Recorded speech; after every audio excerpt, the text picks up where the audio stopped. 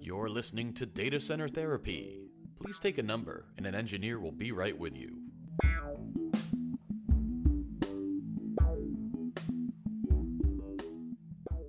Hello, everybody, and welcome back to episode 91 of Data Center Therapy. Yes, we are back, a podcast by Havasupai Consulting that talks all things IT with a healthy dose of empathy. And I think this might be one of the more empathetic topics and episodes that we've had in a while, but a while it has been. Episode 90 was back in October of 2023. So we both apologize, and we have renewed energy and excitement. And now the fire trucks are starting and the police sirens are going, and I'm sure my neighbor will start mowing his lawn any minute now that we're recording. But Mr. Coz, it's good to see you. How are you? Such is working at home. I'm pretty good. Just got back from a nice big trip to Arizona, down to Havasu. So, is that Havasupai Falls? Is that what they call it? Havasupai Falls, a Supai Indian reservation. It was it's crazy getting down in there. Yeah. That, I think, is, you could probably line a bunch of people up and it's bucket list for most of them. Seems to be. If anybody who likes outdoors, that's there. It is one of them. And it is how they make their money. There is no access into that reservation, into that canyon, except for your own feet or the helicopter that flies in. So literally everything that is down there is flown in. So your own feet, what kind of commitment are we talking about to get there, distance wise? It is 8 miles down into the canyon. It's about 3,000 feet of descent. 2,500 down into the canyon, and then a little bit more as the canyon drops as you go along the floor. But 8 miles to the town, and then another 2 miles from the town to the campground, and then the campground's a mile long. So, and as anybody who hikes knows, sometimes downhill's harder than uphill. Harsh, pounding on your feet too. It is. All in all, the hike is fairly easy. The fact that it's the Arizona desert makes a huge difference. So if anything, start at 4 in the morning, 3 in the morning, and get in. So if you've ever seen Breaking Bad or Better Call Saul, it's kind of those harrowing episodes where someone's caught in the desert. Yeah. It's not. I've got a picture of us at the trailhead at 11:30, and then we hiked in and got there at 6 in the evening. So we hiked through the hottest part of the day, and it was hot. Lots of water. Yeah. Did you find it was modestly packed, crowded, or was it tourism? They seem to keep a pretty decent lid on it, from what I understand. They keep it at capacity because, as you said, so many people want to go down there. And it is in a canyon, and there isn't a lot of space. So for someone that likes to do the backpacking to kind of get away from everyone, it was kind of annoying in that sense because your campground just happens to be where you put your tent or your hammock or whatever, and everyone walks through everything. Walk through between wherever everyone's sitting in the tent, and you've got people walking between you and your tent all day, all night long, because it's so tiny down there. Well, I'm glad you got to experience it. That's really cool. And maybe one day when I'll be able to tell you about my experience there too. But yeah, looking forward to picking your brain on a personal level. So welcome back. Thanks. Welcome back to you. Welcome back to the podcast. Trash. Yeah, absolutely. Yes. Leave no footprints. Exactly. Leave only footprints. Footprints. No trace. Yeah. Welcome back to everybody who's out there listening. We apologize for the hiatus. There's been an awful lot of just good, positive changes, but stuff that's keeping us all very busy. Let's see. There's a little company in our landscape, Matt, that has some changes since the last time we talked, and I think we should talk about them. Have you heard of VMware? No, what is that thing? What do they do? This virtualization technology thing. Oh, it's a fad. No one's going to like it. Well, you know what's funny? Our founders took my message to their owners of their company at the time, and were laughed out of the room with your message. Oh, it's a fad. Don't worry. And oops, yeah. So yes, around the turn of the new year, the company formerly known as VMware was purchased by Broadcom, was acquired. They closed that acquisition. And a lot of upheaval has happened since then. A lot of questions. a lot of surprises, and a lot of uncertainty and stress. And that's where we're looking to come with the empathy here. Yeah, and that's not the first time VMware's been purchased or sold before either, right? This is just the big one I think that's hitting everyone is the fact that it was, I don't know if stripped is the right word, but like it was renamed, reacquired, everything, and Broadcom did a whole big table flip with it and said, this is ours now and we're going to make it this. And it's funny because I think Broadcom, at least when it comes to acquisitions, was almost, you think Symantec, right? And I don't think anybody says that with great vibes, at least not now. Yeah, it was kind of expected, right? Right. Well, I mean, the mood was at least. And I think the messaging from Broadcom did them no favors. What messaging? Well, right. And in a vacuum comes what, right? Something fills it in, fear. And it's usually fear. And the question is, how much of that is real? How much of that is FUD? How much of that are competitors kicking up dust? Overall, the big change is perpetual licensing, and then software and support is done, right? And I don't say that flippantly. 100% subscription. Yeah. You can argue as IT enthusiasts, not only professionals, that you can lament the migration to subscription, while also saying VMware were in the process of transitioning to vSphere Plus. If you've heard of that SKU, the writing was on the wall, and that's the direction it was moving. It's just they're the last ones to do it out of all the major companies in this industry. And I also so I think, hold your outrage for the last one through the door. I think there might be catching a little bit of that. A little bit. Little fair, a little unfair. All spread around. How much do you think? How much do you think that that transition to the full subscription was kind of an apple, a sweet that they used to incentivize the sale of the company as a whole, right? Hey, we've got everything teed up for you to switch to subscription and change the pricing model, that kind of a thing. Because they were kind of getting there, right?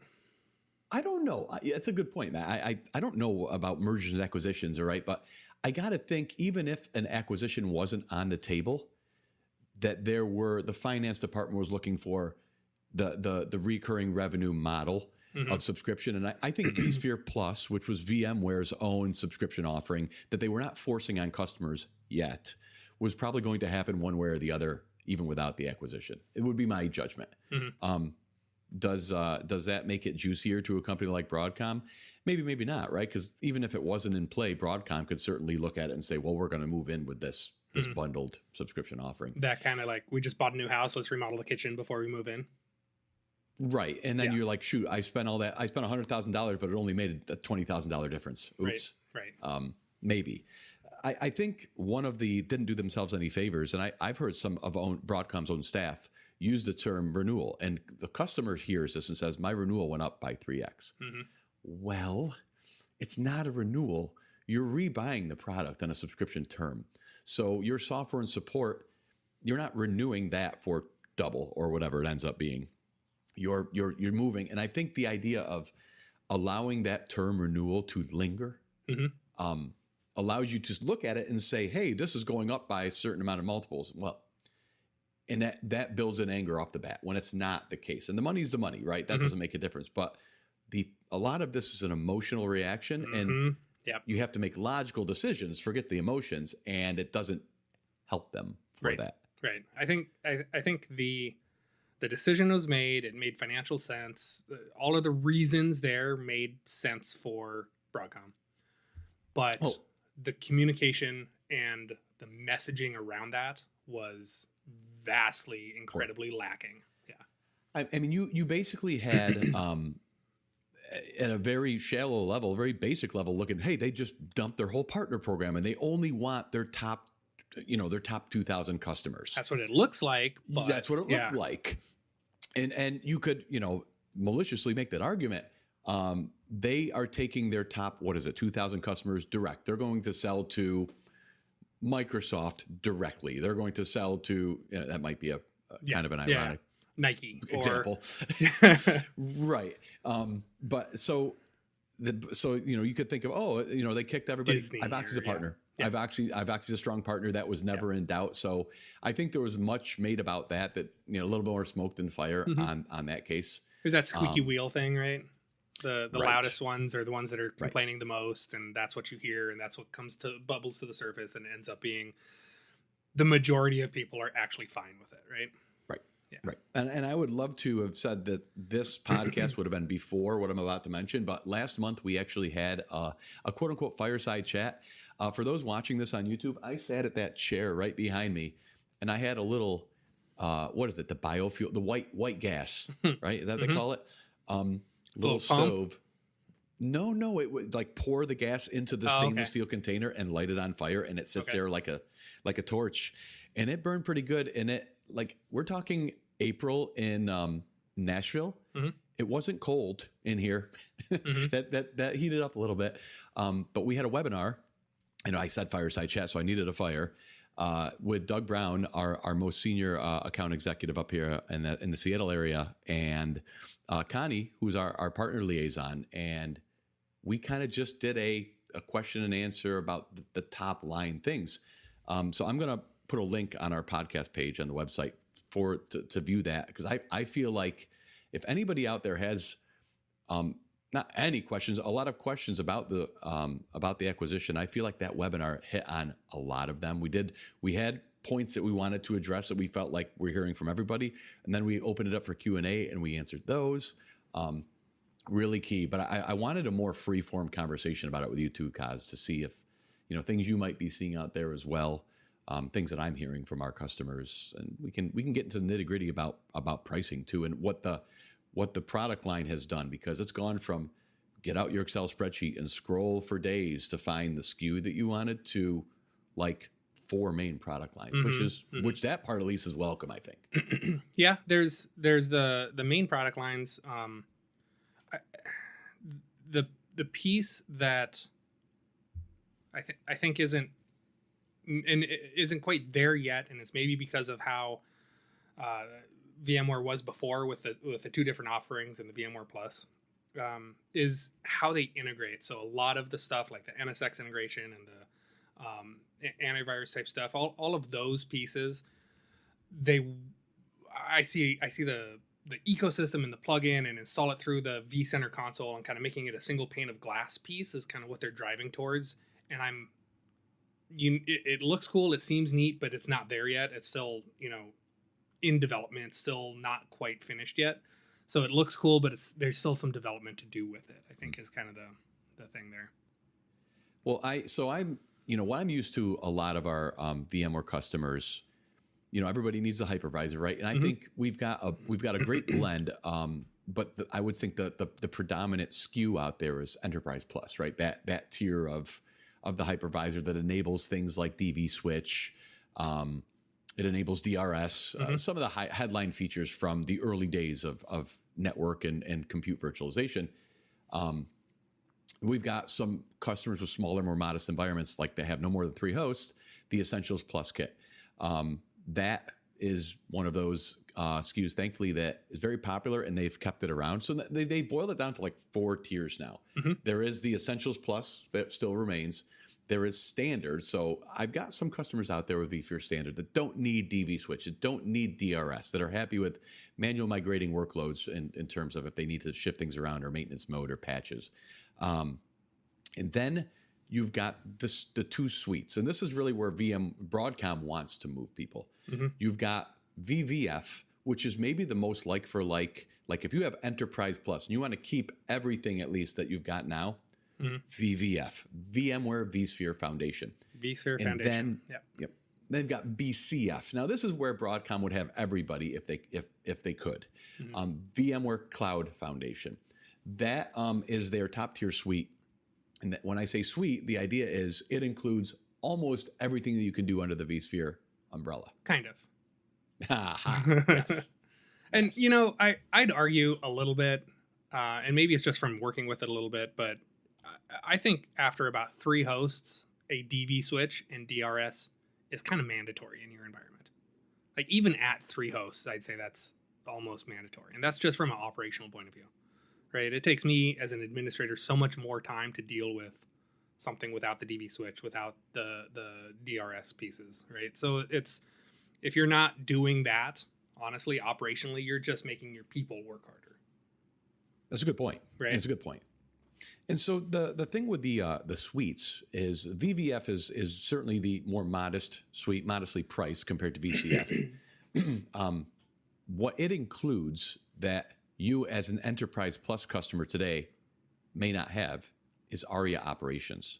So think due to all the renaming, but let's go old school, vRealize operations, VROPs. If you've heard of that, you've got that is really the capability that you're getting, and vRealize Log Insight is also included. So think collecting operational and monitoring data, right? The more advanced ARIA Enterprise is things like vRealize Automation, Orchestrator, things like that. You're talking that VCF suite.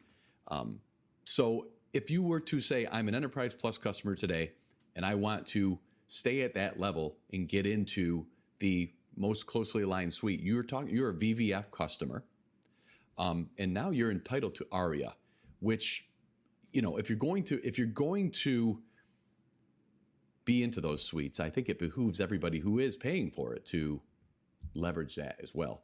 Right. Well, I mean, you think about the timeline. When VMware first came out, like DRS was this fancy new feature, right? vMotion was this fancy new thing. Oh man, vMotion still blows me away. Well, right. Here's this brand new thing. Oh my God, this new technology. Pay us more for it. It's this new thing. You got to up your subscription level. And as we've lived with the product forever, it becomes something that is expected out of the environment, right? And we just expect that to be part of it.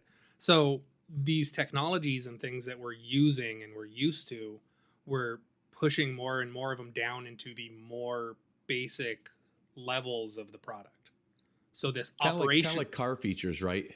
Yeah, now every car has a power window, right? That kind of a thing. Exactly. That used to be premium, right? It's exactly that same kind of thing. Yeah. So that's your operations. That's your logging. That's your, I need to know what my environment's doing. That kind of stuff. Now it's like, well, you know what? You need this anyway. Here you go. Have it. And we're going to change the price appropriately, right? I kind of see where they're going a little bit. Yeah. I mean, and the struggle is really when it comes to the pricing. I think a lot of people have had challenges with. Whereas no one likes change. Yeah. BB before Broadcom, VMware introduced a licensing term in the last few years that basically said, hey, and for those who may not know, I just want to kind of put the flag in the ground. VMware used to be licensed on a socket basis. So you could have a one socket server, two sockets. You could have a quad socket CPU. Usually we see two typically. And the rule was, you'd have two vSphere licensed server unless you had more than 32 cores in either of those CPUs, right? So you could have a 12 core CPU, an 18 core CPU, a 24 CPU, or 32. A 32 32 is a lot. 32 is a lot. Yeah. And it would be one license. If you had a 36 core CPU, for example, you would have to buy two licenses basically to accommodate the extra 4 cores. And then the fact that you've got a 2-socket server means you need 4 licenses. Correct. Yeah. So, I mean, that 32 number, I don't think it was malicious. I think it's just a circumstantial thing. But ultimately, you had customers basically, for density, stuffing as many cores as they could in some cases, right? There was no worry about a 28-core processor, whether or not I necessarily needed it. Well, do you remember when they first did the core-based licensing piece? Like that first attempt at it lasted all of 6 months or something? No, you're thinking of VRAM. No, it was sockets. Yes, VRAM. It was cores. VRAM. It was RAM? It was 96 gigs. That's crazy. And people scream bloody murder, and they talk about backpedaling. They moonwalked right out of the room. That was Homer Simpson back into the bush. Forget we ever did that. It was VRAM entitlement. And it was,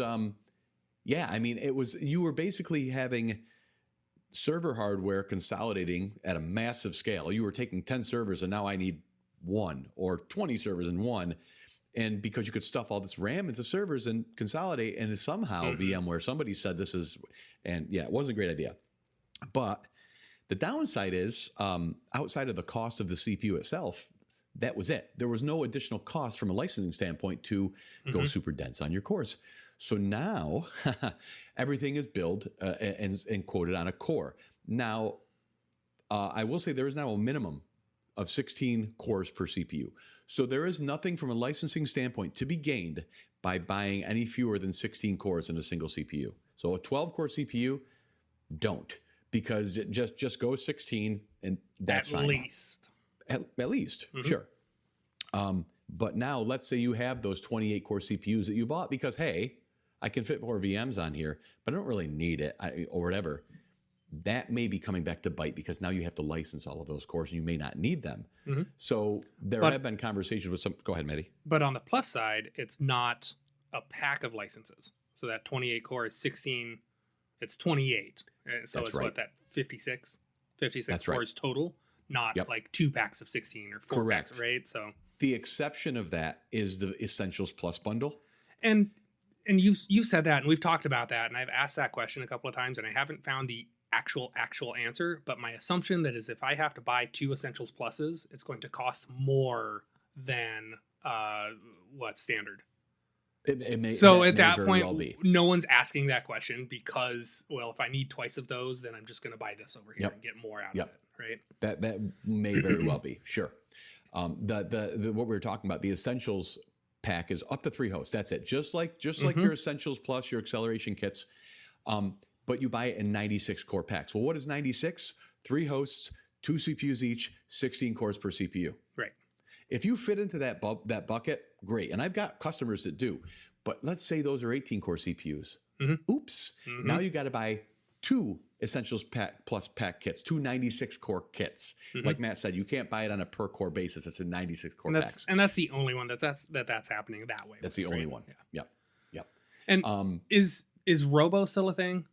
Is that Robo pack where it's like, I've got this environment, here's my core data center, and I need to put a little bit of compute out at this office, and I buy it. I've got 12 VMs across eight offices. I can't justify, standing up this licensing at every single office. Can I take those 12 VMs and license them in can I buy licensing for 25 VMs and I can run those across any number of sites? I'll moonwalk back to January. No. Today, yes, Robo is back. There was this day 2 milestone that was supposed to be, it's about 3 weeks ago as of today. And we're still about to crest the hill, I think. That was the day that, like May 2nd, I think it was, they shut down all of VMware's portals and deal regs and said, hold on for a week. I believe it's been a little bit of taking longer than expected. Everything has been rough, yeah. But I will say this. Nobody said the magic wand gets waved and in 7 days' time you'll be completely happy. They said things may take a little bit of time to shake out. And I think we're seeing that. And anybody who's been through anything like this, any sort of change like this is going to be rough. You cannot feign surprise. No. I mean, yeah. Shocked Pikachu face, right? Right, exactly. So we're still coming up on that, but one of the main messages that have come out is Robo is coming back, which is good because in the absence of Robo, I've got some customers that have some very, very expensive environments all of a sudden. So thankfully, Robo is still going to be a thing because that's, it shows also that they're at least come listening. Out of the gate with your first offer. They're not completely against the compromise either, which is good to see. They have to, right? There is a little bit of, I know one of the first things I heard was like, we're going to take the top, 2,000 customers, we're going to take them direct, and we're just going to cut off the bottom 40%. We don't care about everybody else. We don't care about their business. Right? Yeah, exactly. So, I mean, I think there is a little bit of that. Here's what we're going to focus on, and then realize that we do actually need to capture the recurring revenue that we have here on the install base. And so now we need to actually adjust to encompass that entire footprint, right? And I think any of the messaging of they don't care about anybody but the top 2,000. Those were all interpretive statements. That was not that was nobody at the company saying we don't care. That was someone sitting over here subjectively saying, "Hey, I think it looks like, right, I feel." Right. Yeah. And online, social media, the echo chamber, the hive mind, and all of that. It's squeaky wheels. Just the loudest people screaming. Yep.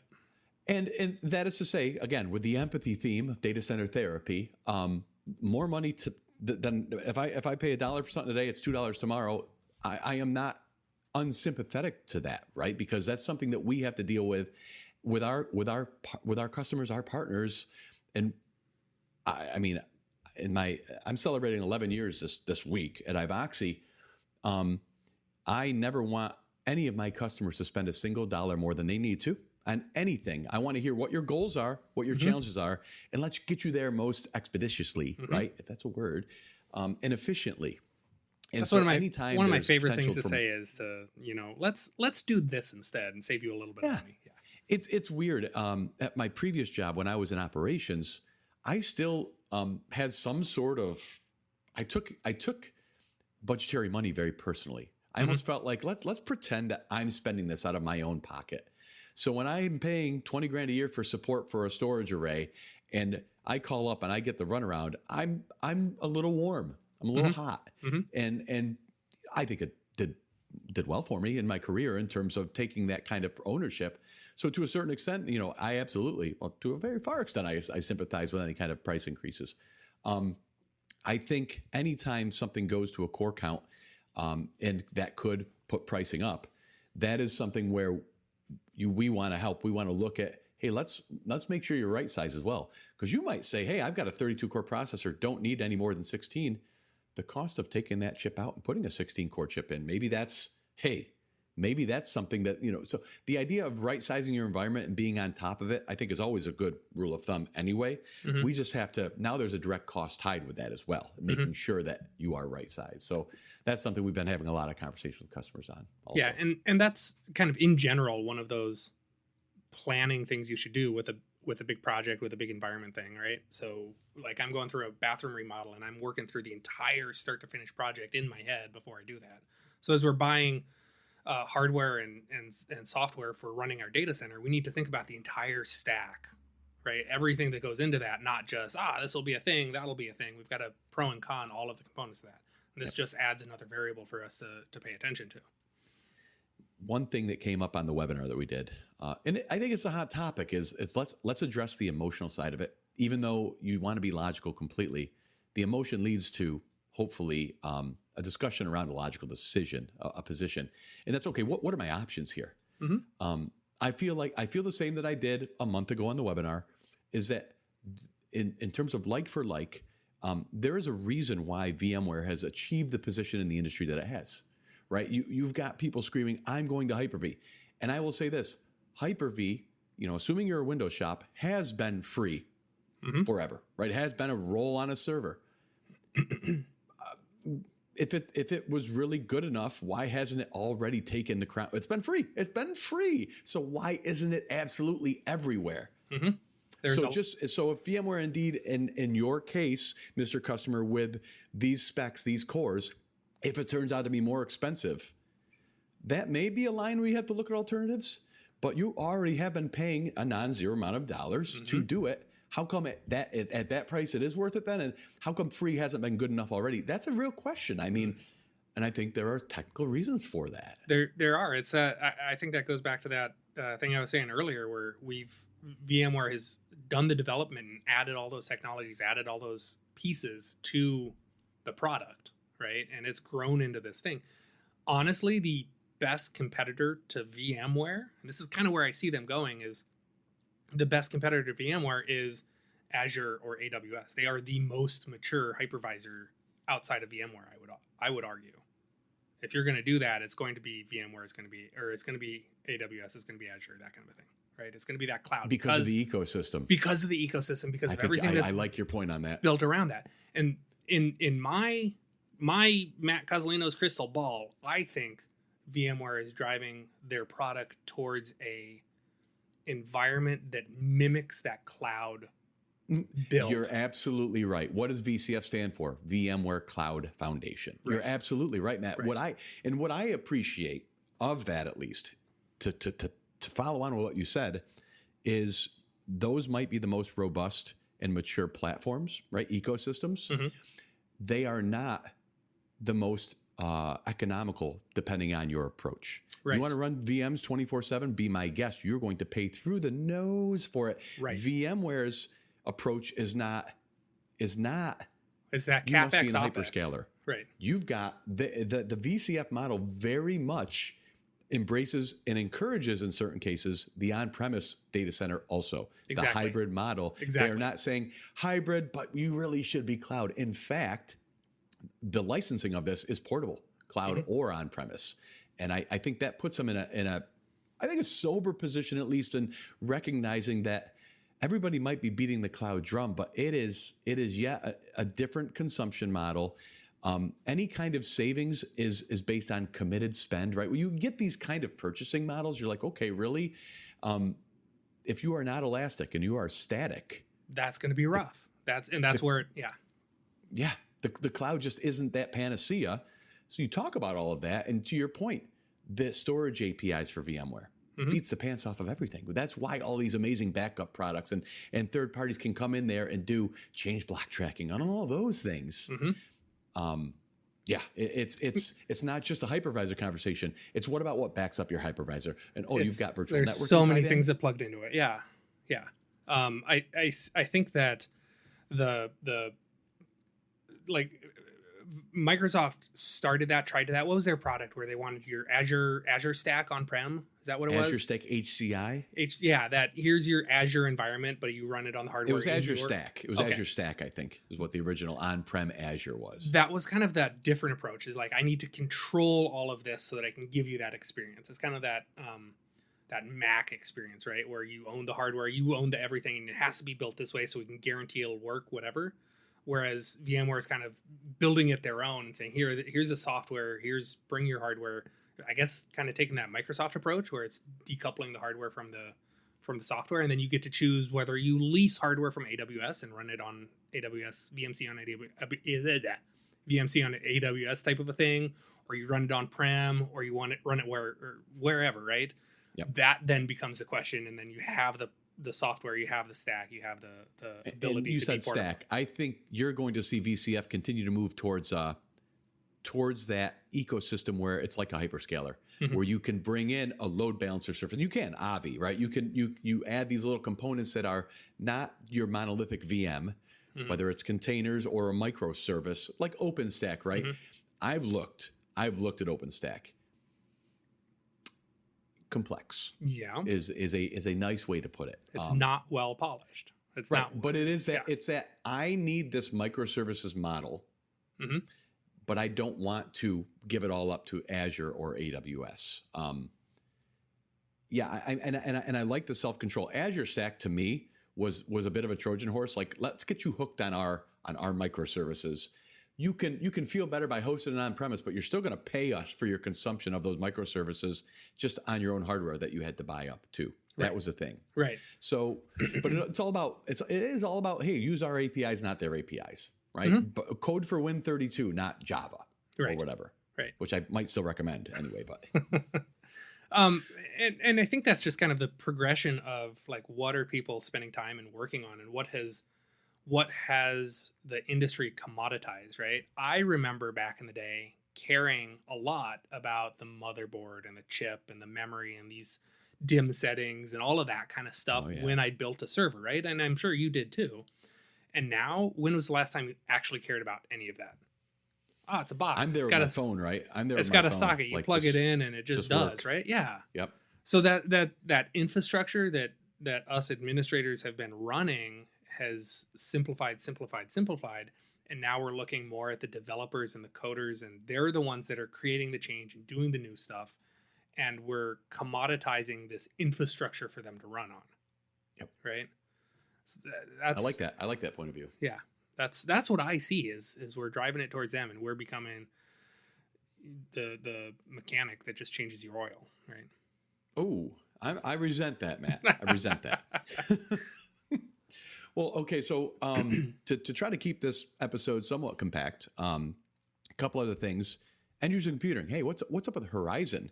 Yes. Well, Broadcom stated their intention to spin it off from day one. Yep. I don't know why, personally. I don't know why, but it was acquired by a VC firm called KKR. They have not completed the acquisition yet. It's still operating under Broadcom all by itself on an island, standalone. But it's set to complete that transition later this year. They are calling it Omnissa. I don't have time to do the fine print because that sounds awful lot like one of those prescriptions or medical devices that they sell on TV. Omnissa. If you experience something for longer than 4 hours, call your doctor. Side effects, pain. Exactly. Yeah. But for all intents and purposes, it appears to be biz as usual with the acquisition. They've already switched to a subscription model. Horizon had a while back, so that stands. And the idea is apparently they have agreements in place long-term for the bundle where you are purchasing Horizon, but that includes the ability to virtualize. That includes the vSphere to run your desktops because, hey, Horizon without vSphere underneath is useless, right? So that seems to be status quo right now. Exactly. Yeah. And I know some people who work at the EUC department. There seems to be actually excitement around it. It's vague, but there is not this ho-hum doom and gloom vibe that I get. Right. Just the contrary, actually. So it's a tool. It's a product that does actual things, and there is an actual install base, and people are actually using it.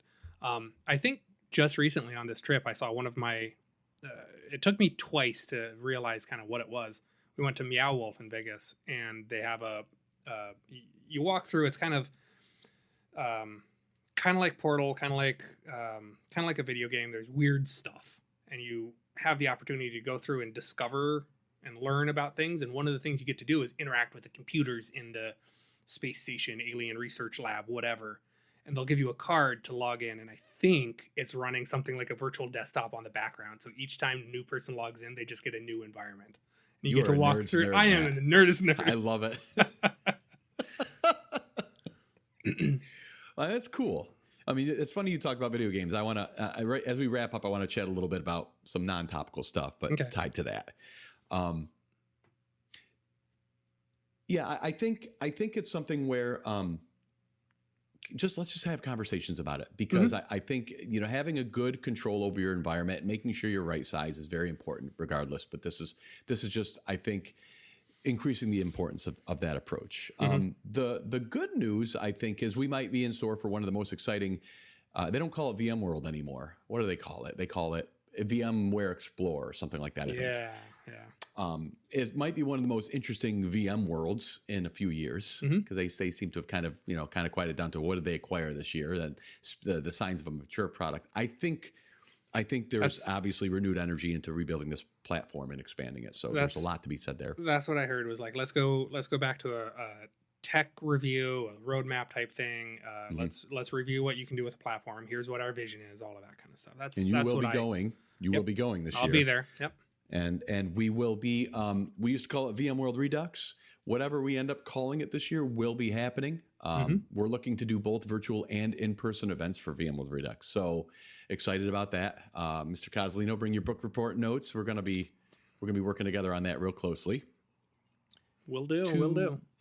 To the point of ARIA. And if you're a VVF customer, right, and you're now all of a sudden I'm entitled for ARIA.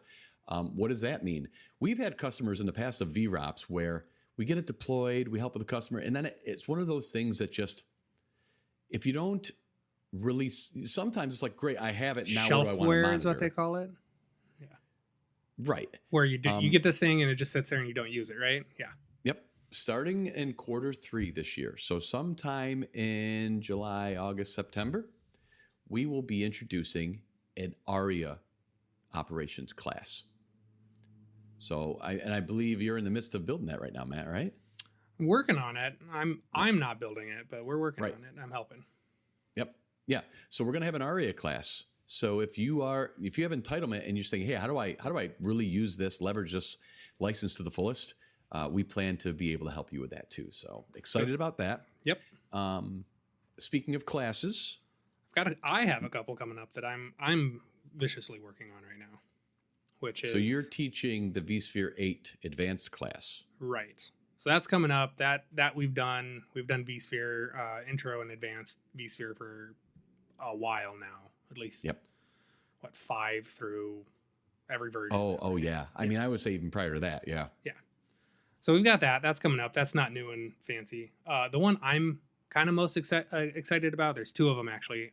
We're doing a networking for server admins class, which is all of the networking kind of concepts. I'm using VMware obviously as the server side of that, and kind of going through what some of those network things are, because honestly, if I have to go fix, air quotes, a VMware environment, I'm fixing the network. I'm fixing connectivity 99% of the time.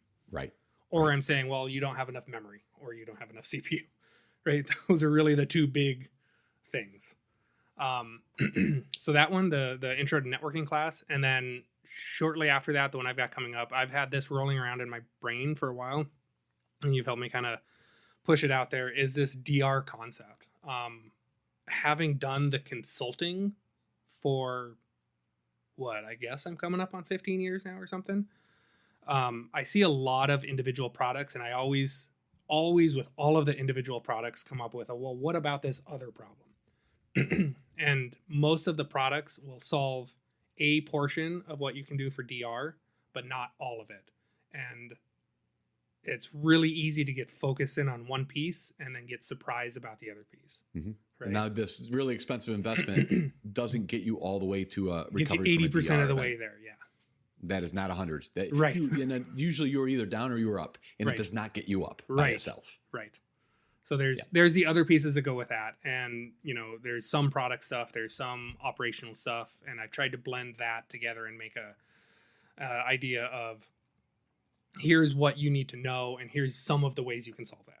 Here are the questions you need to ask yourself and have answers to. Yeah, that's really what it comes down to, is here's the things you need to look at. So. And I like that, Matt, because and I hope it imparts on our customers a trust that we're not interested in selling you a single thing until you know that you've got things in place to be ready to take advantage of it. Mm-hmm. A very expensive toy that doesn't get you all the way up is a very expensive toy. Mm-hmm. But if that's part of a greater strategy that enables it, then it's a worthwhile investment. And that's what we want to help enable. That's the value add in what we do. Right. So we don't have a time frame on that yet, Matt? I think we're looking for Q3 this year, end of the year. And that's a workshop of doing that, or a class? We'll end up probably doing a workshop first for the DR piece, for the DR project.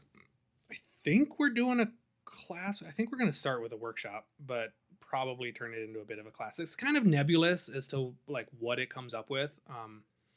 Honestly, part of me feels like a lot of that's going to be very specialized to you as the end user. So it would be best as a one-on-one type workshop where we kind of spend the time going through that. And then maybe just, I don't know, a longer kind of presentation where we talk about the kind of topical things, or a ask me anything, or a webinar or something like that. So there's a couple of different ways we can do that, of course.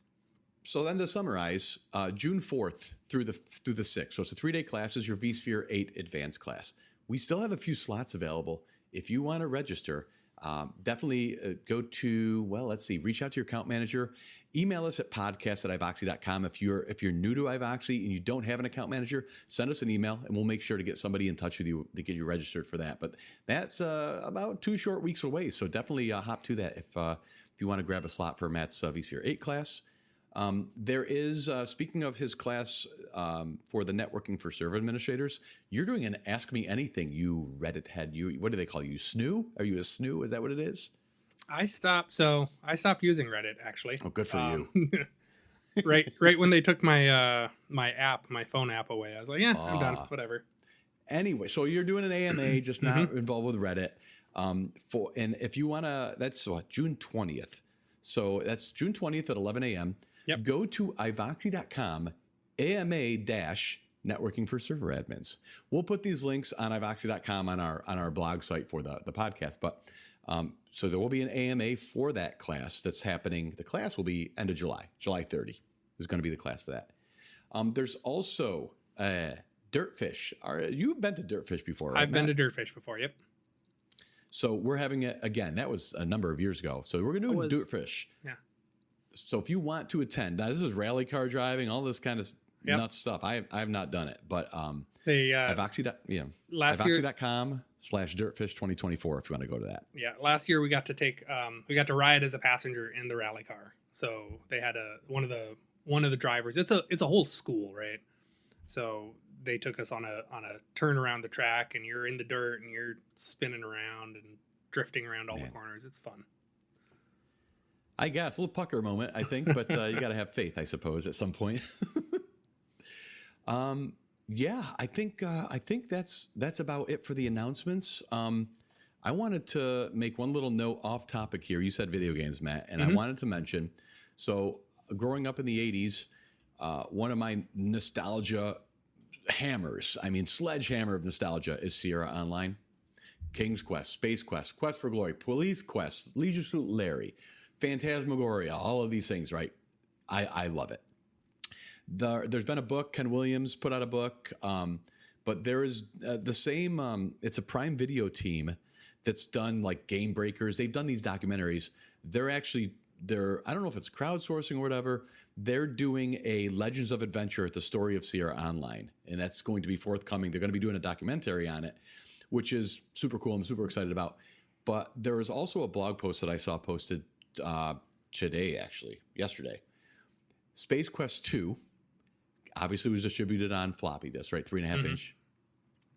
And there was a snafu where the engine, they call it the interpreter, right? AGI was the original adventure game engine. Well, 70% of that engine got leaked on the Space Quest 2 disc because the master disc they made to do the duplication when they were putting those out had been deleted but not formatted. Well, been formatted but not with zeros. So that disk that was used as a master disk used to have the source code to their AGI interpreter. Yeah. And when they formatted it to put the software on for the master copy, they didn't zero it. Yeah, yeah.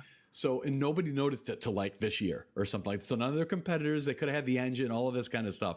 But just super interesting that so many, I love these, like so many years later, somebody cracks a speed run of Mario from 1984. Like I love stuff like that. So that came out pretty neat. We'll put a note about that in the podcast notes as well. So I'm excited to be back for Data Center Therapy, Matt. I'm really hoping you can spin this back up. We've got a lot to talk about in the coming weeks. Let's do it. Let's do it. It is good to see you. It's good to hear from you. Thanks to all our listeners, and thanks for listening to Data Center Therapy. We'll catch you next time. Have a good one.